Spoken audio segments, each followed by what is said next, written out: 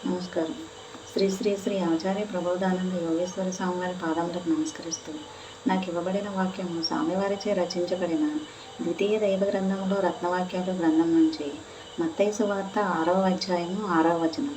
నీవు ప్రార్థన చేయనప్పుడు నీ గదిలోకి వెళ్ళి తలుపులు వేసి రహస్యమందున్న నీ తండ్రిని ప్రార్థన చేయను.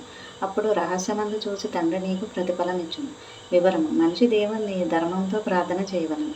ప్రార్థన అనగా ధర్మబద్ధమైనదిగా ఉండాలి. ధర్మంతో కూడిన ప్రార్థన కాకుండా నోటి మాటల రూపంలో చేయే ప్రార్థన ధర్మమునకు సంబంధించినది మరియు దేవుని చేరునది కాదు. ఇతరులకు తెలియనట్లు ధర్మంతో కూడిన ప్రార్థన చేయనప్పుడు నీ గదిలోకి వెళ్ళి ఇతరులు రానట్లు తలుపులు వేసి రహస్యమందున్న ఆత్మను ప్రార్థన చేయవలను. మనుషుల శరీరంలోనే ఉన్న ఆత్మీయ వారికి తండ్రి అని తెలియదు. ఇతరులకు తెలియనట్లు చేయే ప్రార్థన ఎవరికీ తెలియకుండా చేయవలను. అప్పుడు శరీరంలో ఉన్న ఆత్మ నీకు ప్రతిఫలం ఇచ్చును. ఆత్మను ఆరాధించుటను ప్రథమ దైవ గ్రంథమైన భగవద్గీతలో పెద్ద యోగమని చెప్పారు. దానిని మరొక విధంగా బ్రహ్మయోగమని కూడా అంటారు.